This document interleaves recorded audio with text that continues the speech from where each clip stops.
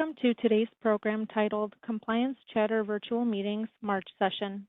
At this time, all participants are in a listen-only mode.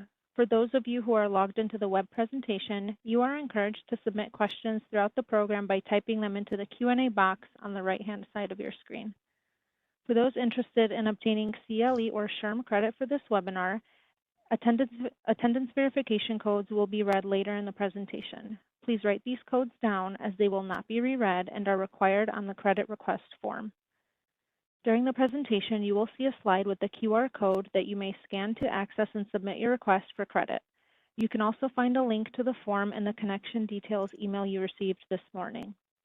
Copies of the webinar recording and materials will be distributed to all attendees in the days following the webinar. On the next slide, you will see a legal disclaimer. This presentation has been prepared by Seyfarth Shaw LLP for informational purposes only. The material discussed during this webinar should not be construed as legal advice or a legal opinion on any specific facts or circumstances. The content is intended for general information purposes only, and you are urged to consult a lawyer concerning your own situation and any specific legal questions you may have. At this time, I would like to turn it over to our first speaker for today's program, Masa Ali-Asghari. Masa, please go ahead.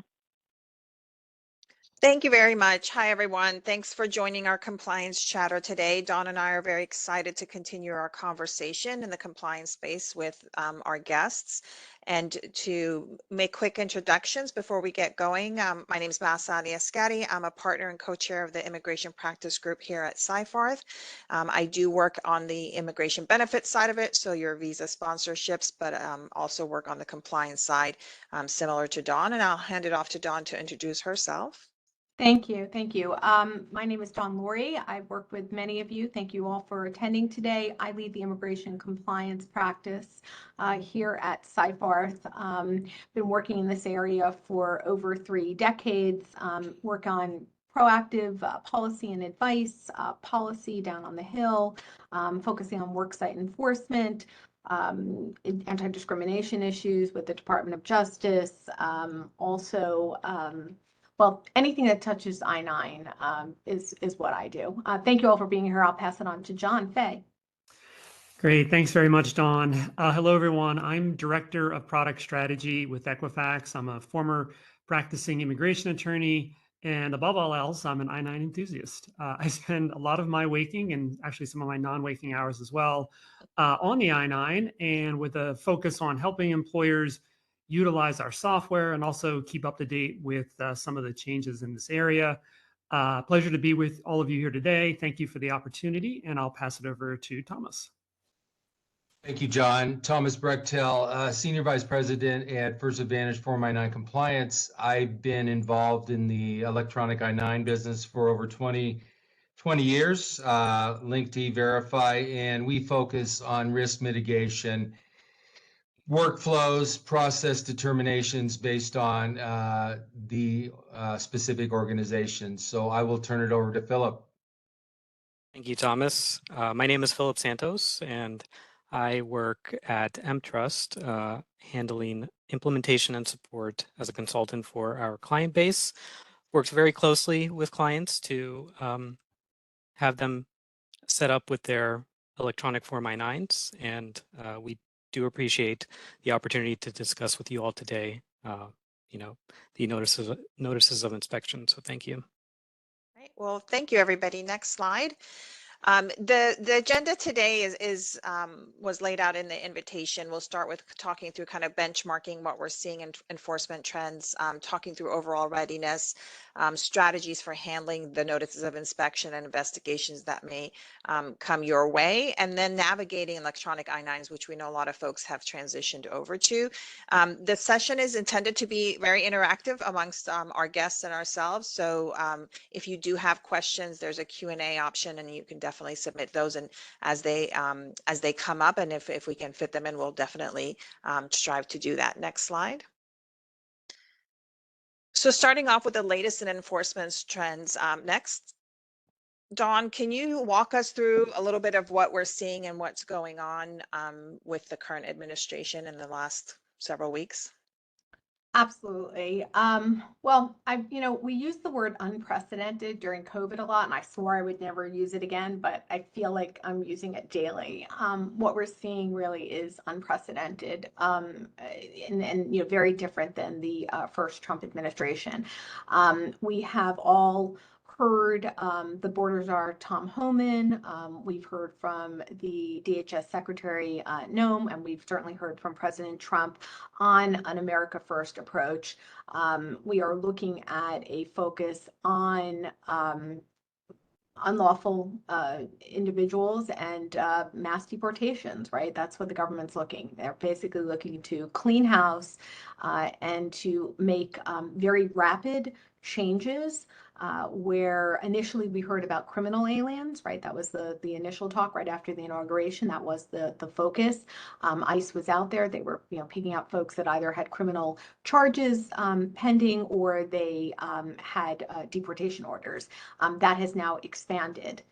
In addition to just this general focus on unlawful immigration, there's also an interest in rolling back some of the programs that have been in place for quite some time in legal immigration. So although not the focus of today's webinar, I think we'd be remiss if we didn't at least acknowledge some of the temporary protected status rollbacks that the administration has done. So those of you that have lawful workforces where you have individuals that are working with work authorizations, they may be at risk for losing them. So that's something we are watching carefully. Well, not they may be, they will be losing them under programs. They may have other work authorizations. So something to watch. Focus now on worksite enforcement. Again, initially it was focused on worker individuals, and now we're seeing a shift into worksite enforcement. There's more what they're calling touches or taps, where ICE is actually coming out and visiting, and there's a lot of chaos in the communities. We're seeing sanctuary cities that have been called out, that are being targeted by Mr. Homan.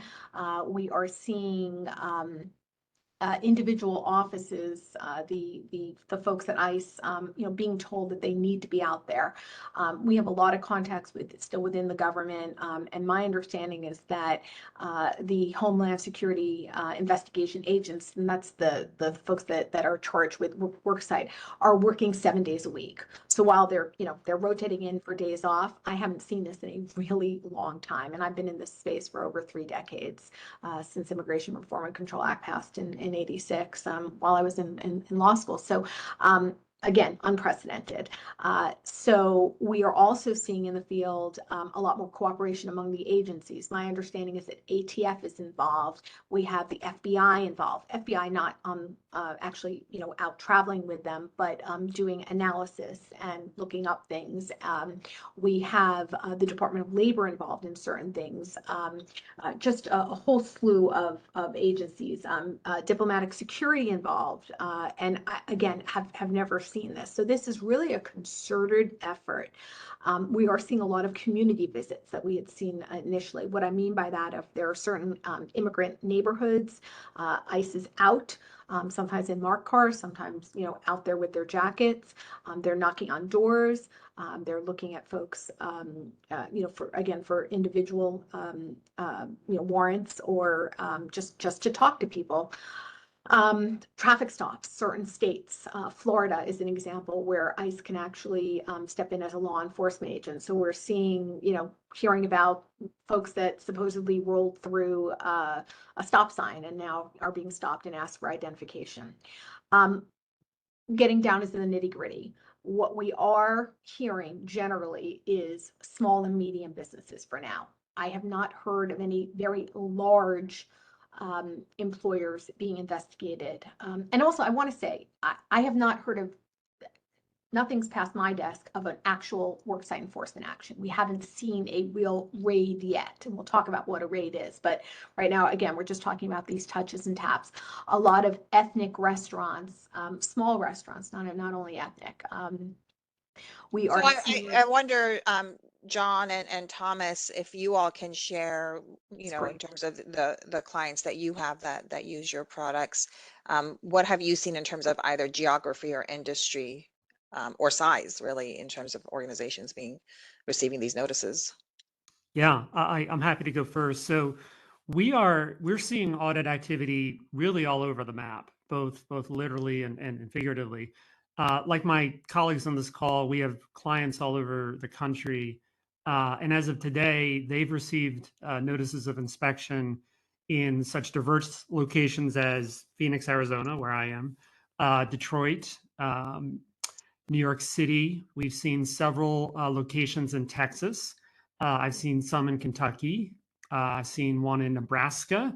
And as of yesterday, we have another one in South Dakota.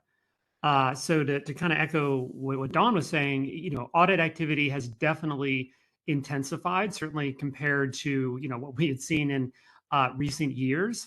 I would say in terms of the employers, kind of a similar observation in terms of the industries, right? It's very, for us, at least so far, it's been diverse. So we are seeing concentrations in restaurants. We have seen quite a few there, but we've also seen some in manufacturing, a couple in construction, retail has been well represented. And I would note that, although a lot of these are small organizations, we do have some larger organizations that just have smaller presences. So the audits themselves are small, but some of the employers, the large employers, have been impacted, at least with us. John, I'll just reiterate on that. I agree with you totally. What we're seeing is audits across the board, across the country. Grand Junction, Colorado, got one in Las Vegas, Nevada. We're seeing a lot of NOIs being received by construction, food service, hospitality, and staffing. As you pointed out, John, staffing, it's not the large staffing company, it's a unique location specific to that company that's receiving it. And what happens is, if that doesn't go well, they will escalate through that organization as well. So that's what we're seeing. Philip, you have anything to add? Yeah, I would just echo what you and John have mentioned, where we are seeing staffing agencies and hospitality groups issued these notices of inspection, primarily, well, all across the board, really, in Florida, Ohio, Chicago, amongst other states. And typically, these are smaller groups of employees that are being audited. We don't see very large numbers of hires, as part of these audits that are being conducted as of today. So And that's really interesting. Really, we are seeing it across the map. And part of our conversation as we were preparing for this, and any one of you, if you can speak to this, I think there was a note made that even if it's an organization that has multiple locations and sites, the audits seem to be restricted to just that specific site. Is that something you're all seeing? Yes. Yeah. Yeah, by and large. And it makes me think, is that a function of not having enough resources? Is it a function of, Dawn, do you know your thoughts on, is it because it's decentralized, or they haven't gone to a centralized approach? Like, what is it that a function of? Do we have an idea? Yeah, so I do think it is decentralized because they just haven't had, first of all, it's a very green, generally speaking, and there's certainly people at ICE that have years of experience, but there's also a lot of very new people. Under the Biden administration, there were not a lot of folks assigned to worksite. The focus was on labor exploitation, and so there just hasn't been a lot of this. I think that there's a lack of staffing, right? They don't have the numbers. The audit center, there's a national audit center here in Virginia. They lost a lot of their folks, so they can't handle the very large audits. I believe, by the way, that this is temporary. I think that there are going to be resources that are going to be shifted over, and this will change, and the expertise will be quickly amassed.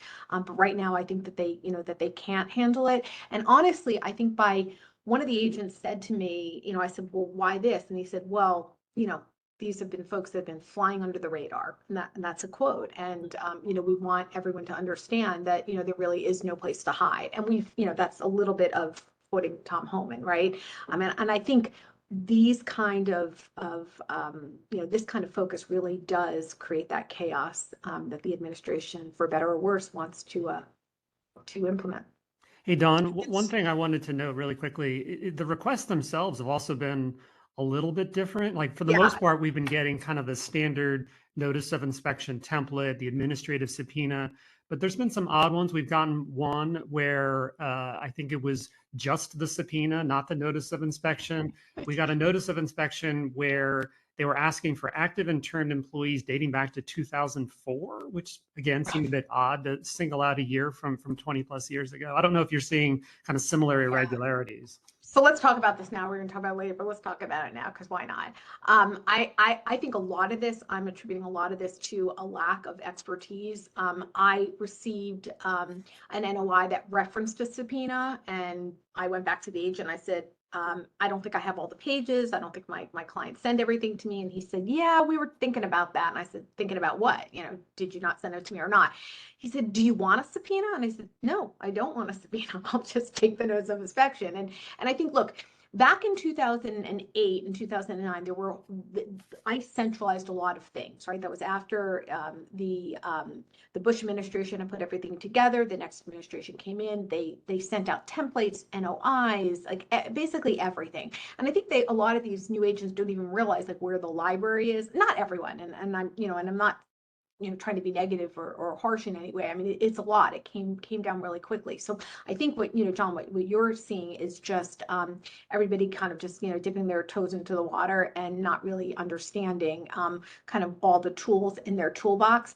An administrative subpoena, we're seeing some, and I have a bunch on my desk right here. That's all what those are.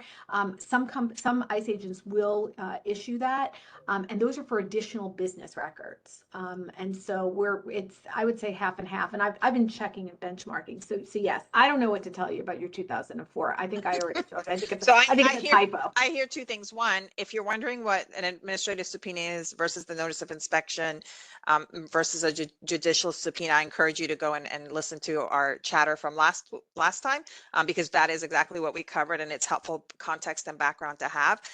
But the other thing I'm hearing is, because it is so decentralized, because these officers are coming in from different aspects and knowledge base, what you may have done before, even if you've done one before as an organization, it may not look the same this time around. So to the extent you have outside counsel that's supporting you, or if you don't, maybe you should, because it is looking different this time around than it has in the past for a lot of different reasons. And so before I move us on to the next topic, I do also just want to plug in there. The other work site kind of on-site things that we're seeing aside from these notices of inspection does relate to the visas as well. So just be aware if you haven't really been thinking about that. We're continuing to see increased on-site visits from FDNS, the Fraud Detection Unit under U.S. Citizenship and Immigration Services, really targeted primarily to H-1B worker and L-1 worker sponsorships.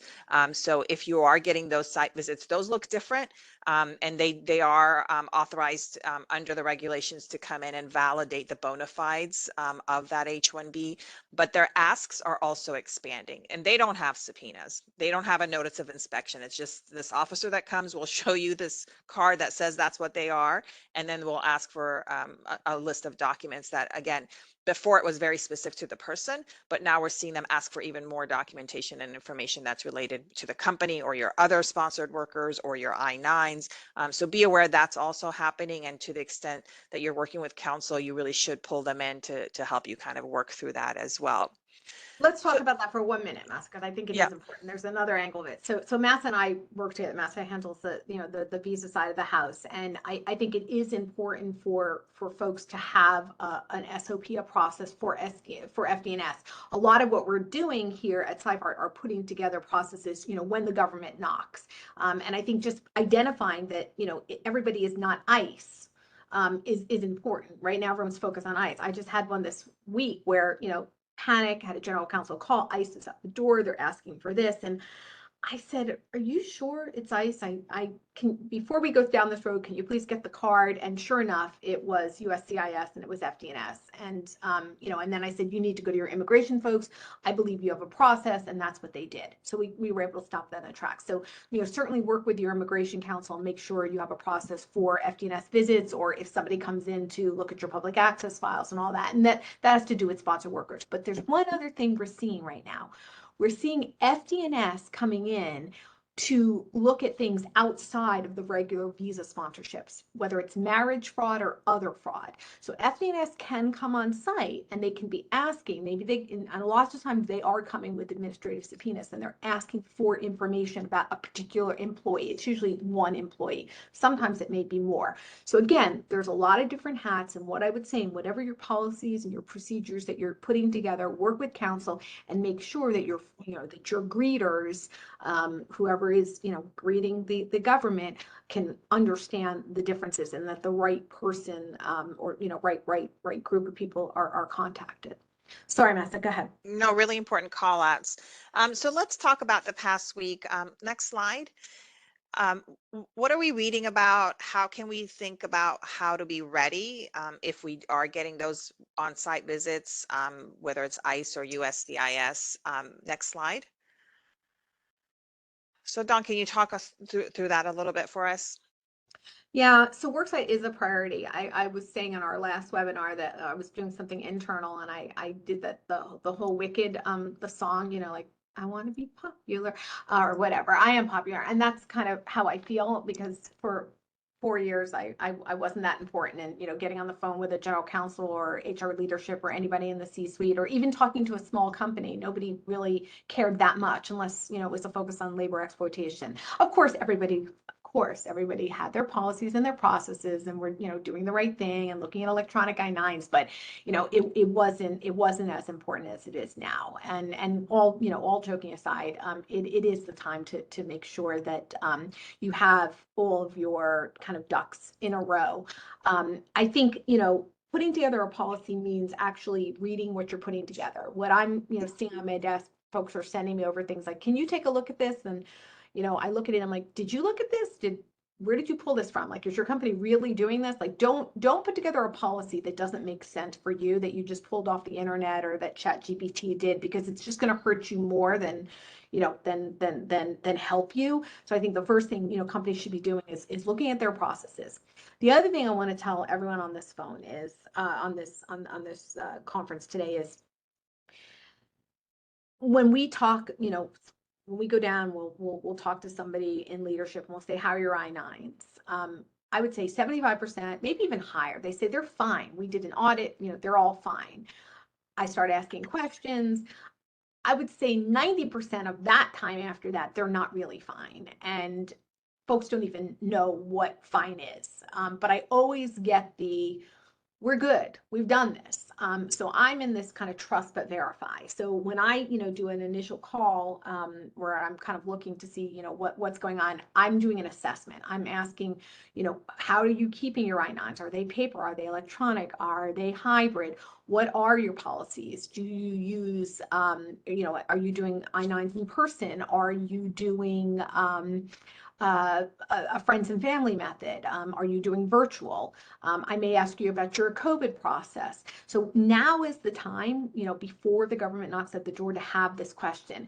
In those 3 days that I have to help to prepare the audit and the documents that have to go to the government, because we will have 3 days to respond to a notice of inspection, we don't really want to be first doing all this. We can, and we will, if we haven't had the opportunity beforehand, but now's the time to assess your current state of compliance. The other thing that I tell companies are, please don't jump into an I-9 audit. I think Mass has heard me, probably all of you have heard me, say that, 10 million times. Like every law firm is, putting out an alert that says, audit your I-9s. So let's just kind of think about that for a minute. Who's going to audit your I-9s? The same people who did your I-9s, that made the mistakes, are going to audit. What are they auditing for? Do they even know what the violations are, right? So when we look at sometimes internal audits, we realize they're not really full audits because they're not looking at violations. So if you're going to audit, which I think maybe a good idea. If I may, I think where I see even more concern is during the audit, you're potentially creating more problems. Right? That's the unscrambling the omelet. That is, Yes. yeah. No. And I mean, and I know everyone has, good intentions, especially, HRs in the field. They want to do the right thing. They sit in on these webinars and, they take that. It's not easy. It's not easy when I train my people here, right, to do audits. It is difficult, and you definitely can miss things. But I think the first thing, what I'm telling people right now is do an inventory audit. Everyone can do an inventory audit. Do you know where all your I-9s are? It's like, do you know where your kids are? It's 9 o'clock at night. Remember those commercials? Do you know where your I-9s are? Like, if you're telling me that they're put in storage, that they're in Iron Mountain, like, that's not good. Like, I need them to be somewhere that we can pull them. And first of all, if they're in Iron Mountain, how are you then organizing them? Does that mean I'm going to see all the terminated I-9s and the active I-9s together? Are they in paper? Have they been scanned into a vendor, or have they been digitized or migrated from one system to another? Let's find out where all your I-9s are. Do that first. That's the best thing you can do. And then tell me, when you're finding out where they are, make sure you're recording where they are, right? Are they in John's system or are they in Philip's system? Like, Well, Dawn, what if I'm looking and I realize, well, my HR told me we have E-Verify, so we're covered. We're good. That's another good one. Thank you. Yes, that's our system. What is your system? Our system is E-Verify. So your system is not E-Verify. E-Verify is an internet-based system that verifies the identity and work authorization of individuals. And look, it's very easy to confuse these things. I don't blame people. This is a hard area, and unless your company's provided training, I think it's easy to misunderstand. So E-Verify is something you do after the I-9. That is considered the best practice. It is voluntary unless you're a federal contractor or unless you're in a state that is mandating E-Verify, or, again, unless you're a federal contractor, you have a federal contractor flow down. You first have to have the I-9. All the folks on this call today, all their systems offer an integration with E-Verify, where their systems will then take your data, your I-9, and push it in. But I think, again, understand that it is a different process. So again, inventory your I-9s. Tell us where the I-9s are. Find out if you're missing an I-9. If you're missing an I-9, now is the time to do it, because once we get that notice of inspection, everything is frozen. We may still do an I-9, but ICE isn't going to look at it. The other thing that you should look for is, have you updated all your receipts, and have you updated all your re-verifications? In some areas, individuals may have work authorization that may need to be updated. Any of John or Thomas or anyone or Phil, anyone want to talk a little bit just real quick about re-verifications? Because I think that's a big miss for some of our folks. Yeah, it's always a key. The times we have clients who do an assessment, ideally again with counsel, they'll look to see whether or not they've been keeping up to date with their re-verifications. And re-verifications can be very challenging, right? We all think about it in terms of, okay, this person has temporary work authorization. We know that they're expiring in the future. We have to complete Supplement B, what used to be known as Section 3. But then you have all of these complexities, relating to TPS and automatic EAD extensions, and there's different ways of extending, the I-9 in these different scenarios. So, we have a lot of clients that spend a lot of time just going through their re-verification practices, right? How are they doing it? Are they using emails? Are they using reports? Who's actually reviewing that information? How much time are they giving? Do they have a process for how to handle a re-verification if somebody's is unable to present documents, right? I mean, these are all really kind of part of the plan that we see that are really built around the software that we offer, because we obviously have a lot of tools to help with it, but ultimately they need a plan in place and a means to actually enforce it. Yeah, that's super important. And then in terms of just understanding your system, I mean, Philip, I know you do a lot of the implementation for systems over at your folks. I think what I find, sometimes I'll get involved with a client and they have no idea how their system works. You want to give just a brief overview of what you think companies should be doing now, just I guess in familiarizing themselves with the systems they're using if they are electronic?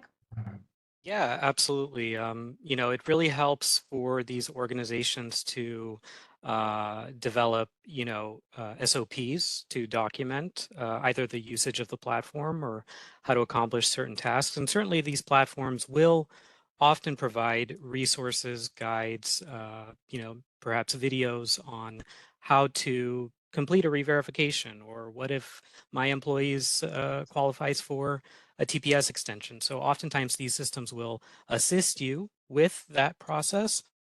But at the same time, we do see that it's helpful for employers to have some process documented internally, which helps with knowledge transfer. Right. Let's say the employer has in immigration compliance, individual, and that person ends up leaving the organization. At some point, you would want to have that transfer of knowledge, right? So having this information documented is really beneficial for employers. That's a great point. I see that also with E-Verify accounts. I just had 2 in 1 week where I asked the client, why do we have so many E-Verify accounts? And they said, oh, every time someone leaves, we need a new account because we can't access it. And I was like, no, you don't. So I'm going back to 2008 in some cases with lots of different accounts. So no, you don't need that. Real quick, I want to answer because there was some chatter on, I mentioned the virtual alternative method. We're not going to cover that today, but I will say the question was, is DHS considering pulling back on that? And I do hear that that is on the table, that virtual may not be available. We're going to do a whole webinar on that, but just wanted to kind of throw that out there. So as we wrap up this segment, I just call out for me listening to all of you is that last point: review your SOPs if you have them.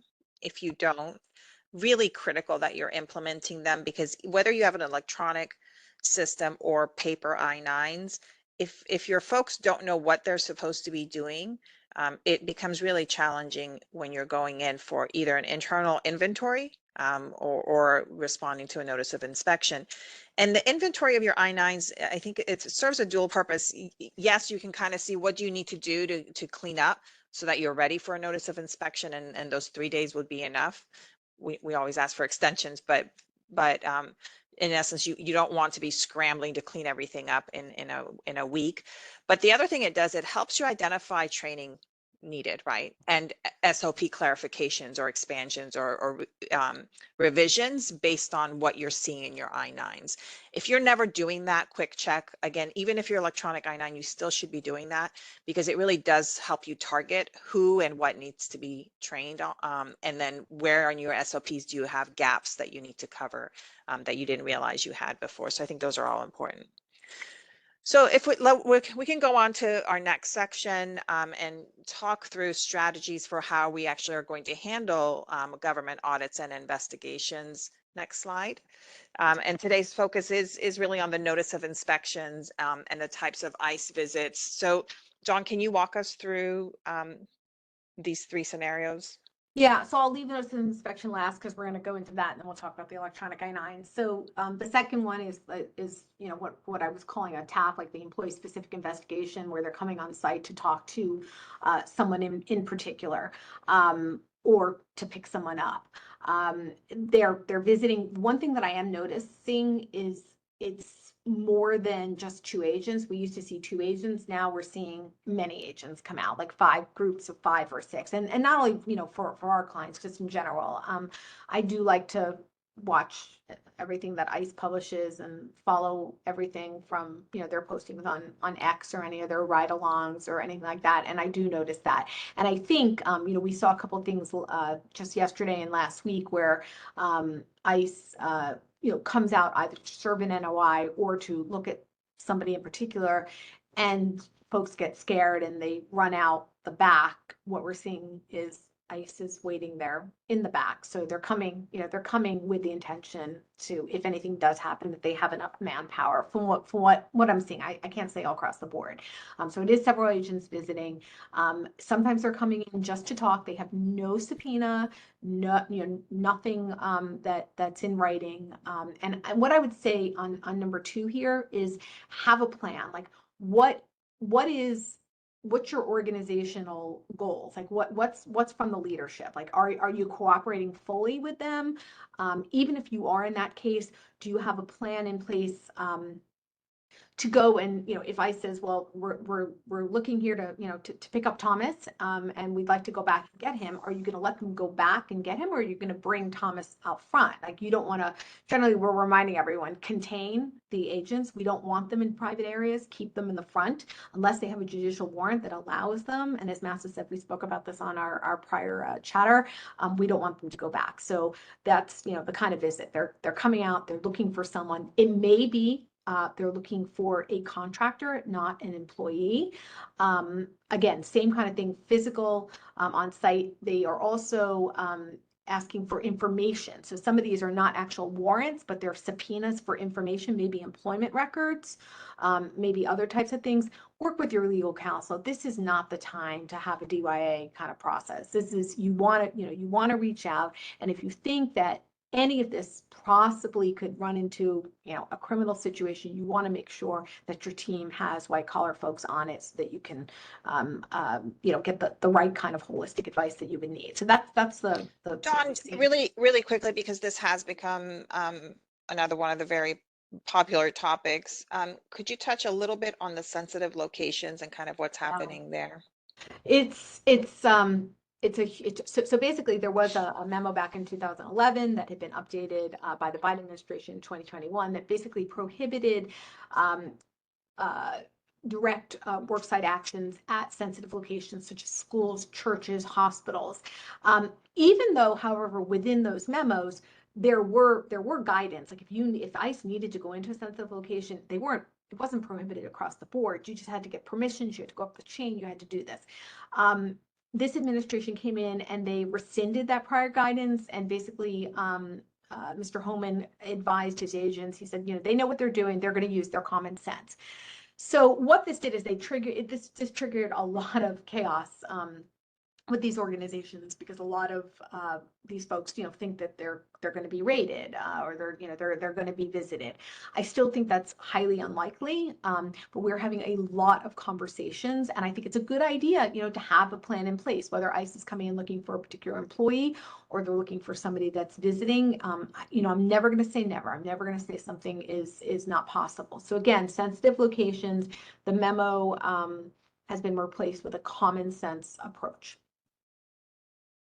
Yeah, so and just a quick call out on that one. I think a lot of organizations in that space are looking at what protocols they have now and supplementing them specifically to this, because it hasn't been something that you've needed to think about necessarily in the past, because we just haven't seen those, and it was much more clear guidelines rather than the common sense approach. So definitely something, if you haven't and you're in that space, that you should probably take a look at to supplement your current protocols. All right, I want to move on just because there's so much that our folks on the call can add to this. So the last thing, which again, not the focus of today, worksite enforcement actions. They're going to want your I-9s at some point, but at that point they're coming in for a group of people. This is the raid, this is the surprise visit. This is where, for manufacturing, where we have 3 shifts, they're coming in between, the third and the first shift at 5-6 a.m.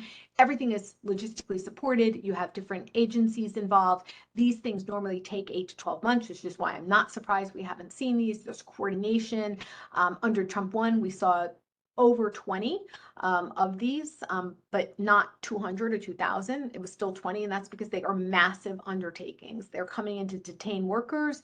They're putting people in separate locations. They're going through their IDs. They have the fingerprint scanners. When they come on, the agent in charge is looking for whoever is in charge. They will serve. They will always have a judicial warrant. They are not coming in with an administrative warrant. And Tom, you were way back when once with the government. Anything to add there before we go on to the NOIs? No, Don, I think you hit it. You hit the point there. Just be prepared. I think the main focus is to be prepared. Yes. Excellent. Okay. All right. So Don, then, really quickly, there is a question about if they're coming on site for a particular person, would they typically have a warrant? And if they, or is it possible they'd be coming on without one? And what are your obligations if there isn't a warrant? yeah, they could come on without one. They could come just, the taps, just the knock and talks. So they absolutely could. And also, sometimes people say, do they lie? I've never seen that myself, but yes, I've heard oftentimes where they come on with some pretense and it's not really the truth of what it is that they're looking for. So they don't have to have. And then in addition to that, some of the warrants that they have, they're actually ICE warrants. They're not judicial warrants. They're signed by the agency, to detain someone. So in terms of cooperation, you may or may not need to cooperate, but then I always tell our companies, like, let's take a step back. Like, what is that going to do for us? Is that the way? And I'm not saying yes or no. I'm not going to answer that. That's, for our client to decide. I'm going to give the pros and cons. If we say no, we're not going to cooperate, and somebody's on the, on the floor, I promise you, ICE is going to be waiting in the parking lot when they come out, or worse yet, they are going to go and get the judicial warrant and they are going to be back. Or even worse than that, maybe they're going to come back with, not just for that one person, they may be coming back with another type of warrant that may include just, we call it a Blackie's warrant, or they call it a Blackie's warrant, but they don't even have to name names. They're coming in probable cause to have unlawful individuals. So I think it could spread. So I think each of these cases should be looked at with counsel. This is something that you should go through before you make your policy. All right, great. Let's go on to the notices of inspection. Yeah. So here, the bulk. So notice of inspection. Again, this is for your I-9s. This is an administrative tool in the government's toolbox, and this is where they are looking at your I-9s. Every individual should have an I-9 if they were hired after November 6th of 1986, if they are an employee of the company. Every active individual. There's a formula for terminations. After you've been terminated, you can companies have to save I-9s for 3 years from the date of hire or 1 year from the date of termination, whichever is later. So when ICE has been coming in, they can do the full look back, but generally we're seeing an active, and I think somebody mentioned a 1 year look back. That's generally what we're seeing, a 1 year look back on term workers. You will have 3 days in which to produce the I-9s that are requested on the NOI. Again, ICE may request additional supporting documentation. It could be payroll, it could be the roster, it could be business information, articles of incorporation, business licenses. It may include information on Social Security no matches. It could ask for information on your staffing companies and your independent contractors. So those are the things that I put in the negotiable bucket. It is non-negotiable that you do need to provide your I-9s and any supporting documentation that you may be keeping. Question that we often get is, should we be keeping document copies? Generally across the board, and this webinar is not meant to give legal advice, but generally across the board, I do recommend keeping document copies. They generally will lower your fines because you'll have an opportunity to make corrections if you have a document copy. And if you're keeping them in good faith, I don't see any reason. It doesn't necessarily mean you're not going to be penalized if the document copy turns out to be fraudulent, as long as you use the reasonable person standard in taking those documents. So moving on, and we can go to the next slide. Wait, Dawn, really quickly, when you do get the notice of inspection, are there either state-specific or union-specific components that folks should be aware of? Yeah, absolutely. So, well, a couple things. First of all, when we get it, it's going to tell us that we have 3 days. I just heard this morning, in all the ones we have, and anyone that I'm talking to, we've been able to get extensions. But I just heard this morning from one of my partners that one of the ICE agents was not willing to give an extension. So there could be times where ICE is going to stick to that 3 days, and there could be a number of reasons. It could be their own workload, it could be the nature of the case, but you should be prepared that within 3 days you may have to provide those documents. In terms of the states, there are certain states that will require a notification to the employees, and those right now would be California, the ones I'm aware of: California, Oregon, and Illinois. So once you receive that notice of inspection, within 3 days of getting that, you do need to notify your workforce. And there's a lot of other things that go along with those states. So if you're in there, you have a presence, you again should be talking to legal counsel. Sometimes your vendors may have information on that. So when we're talking about the notice of inspection, things go very, very, very quickly, right? When we're responding to that, we want to make sure that we're organizing a production that is going to make it easy for ICE, either the ICE auditor or the ICE special agent to review. First of all, when they come in, please do not give away your I-9s. Even if you have them, they're all organized and you know that they look great, and you don't give that binder. Okay, take your 3 days, contact legal counsel, make sure that you're in a position to have everything reviewed. When we do submit, make sure that you have a chain of custody. What we mean by that is that everything is accounted for. When we submit, we date stamp. We basically will say we're giving you 1,002 pages, we're giving you 43 I-9s or 430 I-9s. We're giving all of that to the agents so they know exactly what we get. I think it's important, again, to have to have a process in place and to be working with experts in the area. Getting counsel involved as early on in the timeline is super important. If you're paper, you're going to have one production. If you're electronic, you're going to have a different production. Many of our companies have a hybrid, okay? They have some I-9s in paper, some I-9s that are within a system.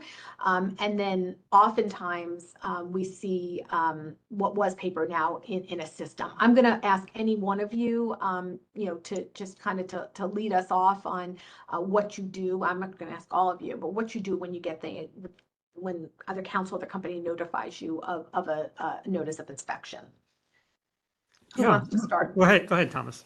I see you. Oh, sure, John. Yeah. So upon receipt of an NOI, as Don and Masha have talked about, we will, we need to identify what the request is. So what are the records being requested? They could be all active workers. I've seen them where they ask for terminated workers in the past year. So it's important to get a copy of the NOI, work with the client to determine what names, what I-9 records need to be produced. At the point that is provided, then there's an export of that data. If all the data is electronic, the export of the data is going to include the electronic I-9, E-Verify if it's being used, source documents, and the all-important audit trail associated with that record, which is a requirement of an electronic system. If the company has migrated historical records, whether it's from another vendor, whether they were originally in paper, those records would all be contained in the system as a single source database of all the records, and those would also be included. There are audit trails behind the scanned records, which would be the historical records. So that is provided within 24 to 48 hours. I think the holdup sometimes is that the company doesn't really know what records they need to provide. And at that point, the records are provided, and then there is a document related to security, et cetera, behind the system that the vendor provides to the company. That would include the internal business processes for the generation of the I-9s, et cetera, and that would reflect the SOPs that have been talked about. How are your I-9s being done? Are these remote? Are these in person? Or are you using video? What is the source of the completion of the I-9? I do want to point out one thing in particular that, you may have all the I-9s, but it's also important to make sure the I-9s are being completed timely, based on data hire, Section 1, Section 2, the updates. So that is a critical aspect of it. But at the end of the day, get a list of the employees that's been requested, provide those securely to the company, provide the internal business process document that is identified on page 1 of the NOI, and then be there for, if it's requested, done. I don't know if this has been requested. I haven't had it requested in some time. A demo of the system. How does the system work? How is this being done? So the vendor needs to stand behind you to be available to demo the system, which I highly recommend that they be available for that. John, do you agree? Oh yeah. And you're absolutely right. We haven't seen it in many years. There were times when I did about 4 or 5 of them within like a year period. And it was interesting because they were all over the map. And many times, they were very simple kind of, workflows that the ICE auditors wanted to see. Sometimes it honestly felt a little bit like a fishing expedition, like, oh, try this, let's do this, let's do that. And in all of these scenarios where we had our demos, the client's counsel was present, so they could help steer things along in the event that they were doing that fishing expedition.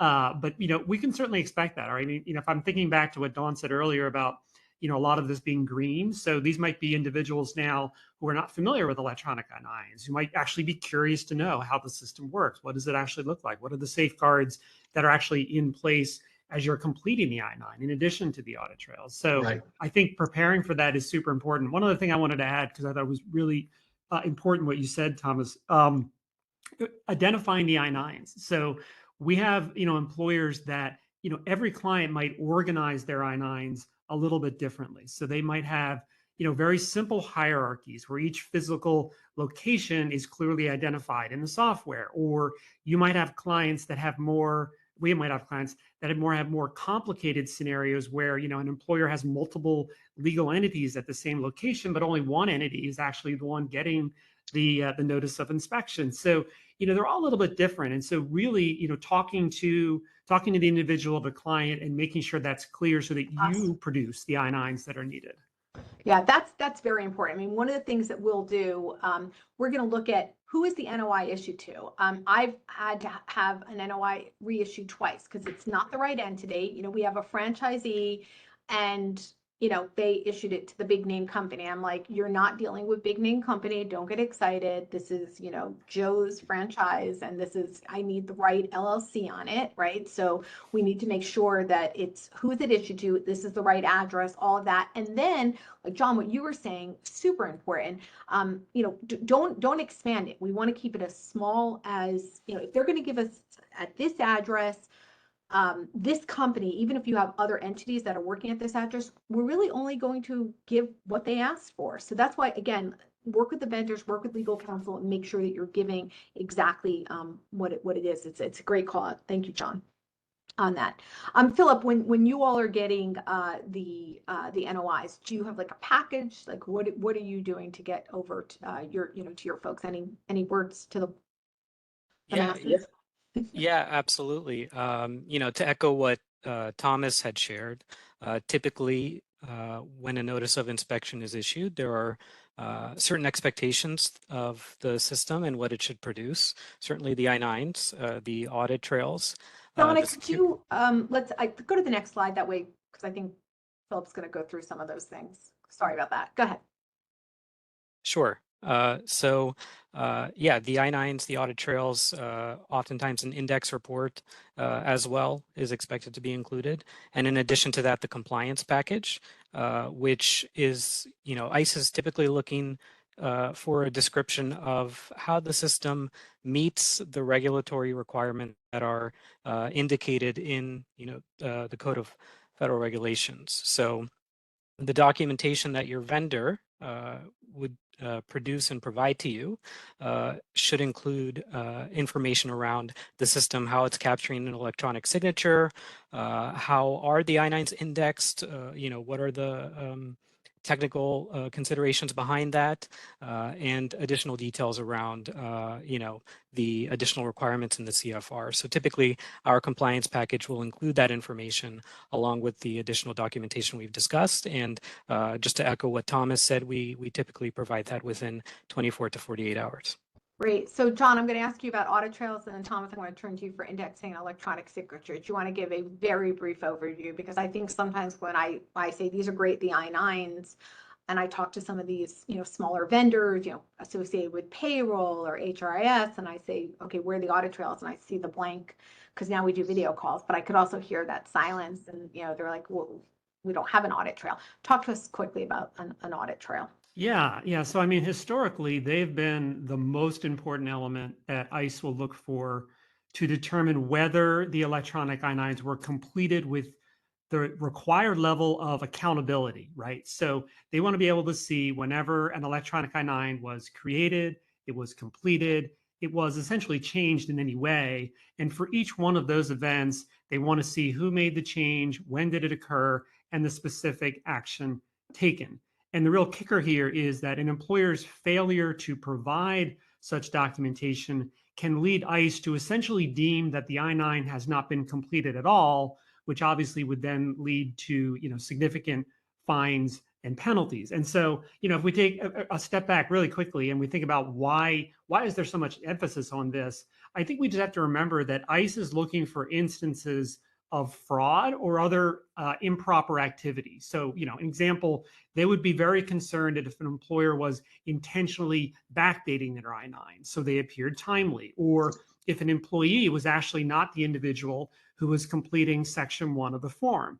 In order to detect this in an electronic system, really the only way to be able to tell is if you have this immutable log of exactly what happened within the I-9 system. That's one of the reasons why we actually spend so much time thinking about it, because there are a lot of routine activities that an employer may engage with an electronic solution, and all of that needs to be reflected in the audit trail. Yeah, exactly. Right. And it is low hanging fruit. Thomas, talk to us about other components. Yeah, the other component, Don, you were talking about electronic signatures. There's specific requirements related to how that electronic signature is being generated. To John's point, that electronic signature process is identified on the audit trail, including, not limited to, IP addresses being used to generate that signature. And, the identity of the individual that's providing the signature, the attestation is being agreed to. All that is required. It's not just checking a box and saying electronically sign. There's specific requirements related to applying an electronic signature to an electronic I-9 package, Section 1, Section 2, and we also talk about Supplement B. And as the audit trail will generate too, John, as you pointed out, any corrections or any viewing of this record or what's going on, it's a complete history. You will have the I-9 record. That's done. There's a nice PDF. But behind that is a sequence of events that have occurred on how it was generated, how Section 1 was done, who did Section 2, when was it done, how that electronic signature was processed, and, so on and so forth. So that is what's important related to that, Don. Yeah, and let's talk a minute about electronic signatures. I think that many companies are shocked to learn, and this happened a lot during COVID, that you cannot take a regular I-9 outside of an electronic system. In other words, something that the USCIS posts on their website, either you type in or you can write. You can't take that type of I-9 and just slap an electronic signature on. So you cannot use an electronic signature program and just, send it and say, you type it in and then just, email it and then sign it. That requires a wet signature. I think companies are just shocked to learn, because a lot of companies during COVID, that's exactly what they did. They did their I-9s, via email and whatnot. And that unfortunately, the government has come out and has reminded folks that if an electronic signature is done outside of an electronic I-9 system, it is not compliant. So there is written guidance on this now. We've been talking to companies about that for a while. In that case, as John said, the I-9 is going to be deemed to have not been completed. So there are ways to remediate. Maybe you wet sign on top, but it does need to be addressed and taken care of. So that's, I think, a big concern. All right, what else? Go ahead. Sorry. Someone going to add something? I thought I heard. So in terms of just some of the questions, is there anything anybody else wants to add on the electronic I-9s and what companies can do to help themselves in the event of an I-9 notice of inspection? Real quickly, I would just say, I think several of us have already mentioned the SOPs and stuff. I would just saying, having that response plan in place is so important. You kind of anecdotally for this call, I looked up the number of notices of inspection. I actually had to filter out the number of mock audits that we were actually helping employers do. So it's actually, what does that process look like? Let's actually go through it. Let's see, what does the delivery of the I-9s look like? What do I have to do to send the I-9s over to ICE, right? One of the things that we've been recommending, if you have a response plan in place, make sure IT is included in that, right? Because you need to make sure you can download the secure I-9s from whatever vendor you're using, provide them to ICE. And so, whatever you can do in that preparedness, I think is really important. That's super important. And we do mock inspections all the time, either, where we're testing, pressure testing a company, folks don't know, or sometimes they do know. I think it is very important. Thomas, any words of wisdom, anything you'd like to add? Just, Don, I think what's important is, all the electronic systems should have a dashboard. I think it's important to know your dashboard and to really have somebody looking at your dashboard that actually knows what to do. There's alerts that go out, expiring documents, et cetera, but I find repeatedly that you provide a electronic I-9, you've migrated historical records, nice, neat, very simplistic dashboard, and nobody's paying attention to it. It's not paid attention to until you get a knock at the door and you get an NOI, and then people go, what are we going to do now? So I think it's important to know your system, know your dashboard, and know what your standard operating procedures are to get these I-9s updated, receipts, e-verify cases that are outstanding. There's a huge amount of those that are outstanding for a lot of clients. Yes. A lot of things. That's key. Philip, any words of wisdom from you? Yes. Yeah, definitely work with your vendor. As you can see on this call with my colleagues today, we're all very familiar with the requirements in the CFR and what is expected. So, reach out if there are any questions. And certainly to echo Thomas's point, it does help to have a subject matter expert perhaps at your organization that is trained on the platform, that is very familiar with the system and can help to answer any questions in addition to the documentation we've described. So that's all very beneficial for employers to be aware of. And know your vendor. That's my last word. Not every vendor is compliant. I know, you would think that they are, but not every vendor is compliant, and vendors are only as compliant as the last release. So stay on top of them. And then also, please, companies, do not configure yourself out of compliance. You may have options that the vendor's offering because maybe one company wanted, but it may make your system then non-compliant the way you use it. Sorry, Massa, go ahead. No, that's okay. So we are beyond time. Appreciate those who have stuck around for that additional minute. Next slide, and I'll just share the CLE codes with folks and SHRM codes. The CLE code is Seyfarth 1920. Again, that's SS1920. And the SHRM code is 26-K, C as in cat, EHJ. 26-KCEHJ.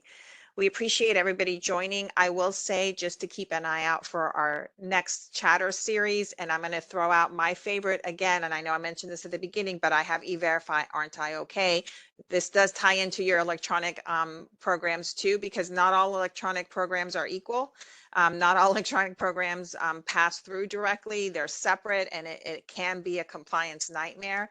And if you're not sure if yours is, you should check into it. Mock audits, excellent way to see if your people know how to use the program properly as well. I often get screenshots of an electronic system when I ask for the I-9, and I go back and say, no, I want the I-9, because you can extract the actual form, which is what you're going to need to present. So all good points. Thank you all for joining us, all of our guests. We really appreciate your time. Thank you all for listening in, and we look forward to continuing our conversations with our next chatter.